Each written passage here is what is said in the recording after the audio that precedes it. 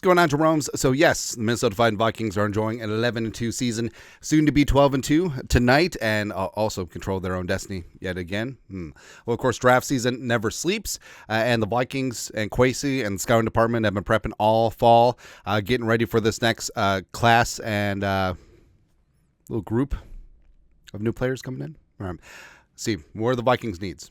As of right now, corner, running back, interior offensive line, interior defensive line. Now, obviously, this could change by which players are brought back as well as what happens in free agency, but it's a good class for what the Vikings need. And also, I'm very happy that we got J.J. McCarthy last year because quarterbacks, maybe not so much this year. But long story longer, Field Yates, ESPN, 2025 NFL mock draft, predicting all 32 first-round picks, and he gave the Vikings a little nice. Now, Kwesi does love the medical guys because I think that there is value of there is a market inefficiency where some teams completely take players off of boards because of medicals, but give them time. They resume, especially with modern medicine, they resume to where they were and even improve and get after all those things. And the Vikings at 30 will be 32, but the Vikings pick up Shavon Revel Jr., a cornerback out of East Carolina. Now, he's an interesting case because he did tear his ACL in practice early in the season, but he has top 10 talent, probably would have been the second cornerback taken off the board after Travis Hunter if he was fully healthy, but is what it is. This is what Field wrote. A torn ACL cut Revel's final season short in September. If not for that, we'd be talking about him as much closer to the top 10. I just said that. Revel has terrific size, speed, acceleration, and ball skills as he snagged 2 interceptions in 3 games this season. Also, it's unfortunate. The game before he tore his ACL was against Appalachian State, had a 50-yard pick six. It was glorious. It was good. It's unclear whether Brian Flores will still be the Vikings defense coordinator next season or if he'll land a head coaching job elsewhere. But it's worth noting that Minnesota dials up pressure and relies on corners a lot. And with Stephon Gilmore, Byron Murphy, and Shaquille Griffin set to be free agents in March, the Vikings need cover guys like Revel. Now, Revel's interesting too. So a little bit older of a prospect. He started out at a smaller North Carolina school, transferred to East Carolina, 3-year starter for the Pirates, and overall has been really damn good. And he's 6'3", a $193, big-time wingspan, so he checks all the boxes physically that you want.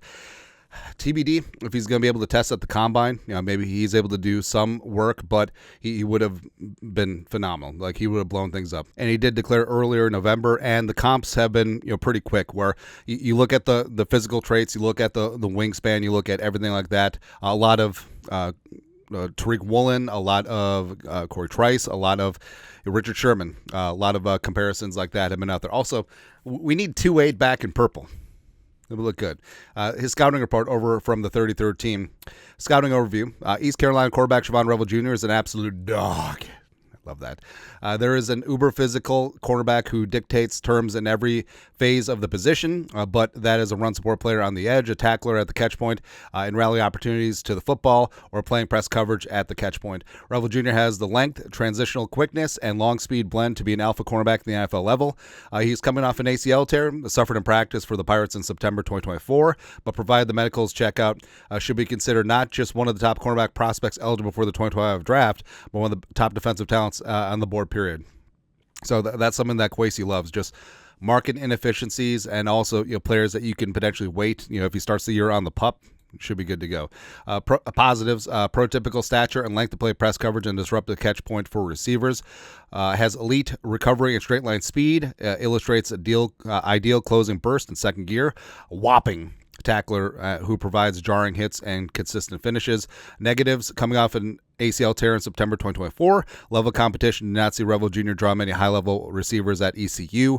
Can be guilty of playing overly physical and grabby in coverage. Flagged 11 total times in under 900 snaps at East Carolina. So, reading all the scouting reports and just watching some of his 2023 and 2024 film, you do see a lot of Tariq Woolen. You do see Reek there, but I understand the Sherman comparisons as well because Revel is really good at cover 3, cover 4, and the Vikings defense under Flores play a ton of that, especially when they're dialing up blitzes. And some young cornerbacks, like, they don't have the patience or ball skills to sit in zone and be effective and cover a lot of ground. But Revel does have that in spades. So I think that it would be a really smart move, and the Vikings Yeah, like Field mentioned, Gilmore, Murph, Griffin, all in contract years. Same thing with Fabian Moreau. You do have Dwight Newton McLaughlin as he's starting to get his feet wet a little bit. As also Mekhi Blackman, also is coming back from an ACL.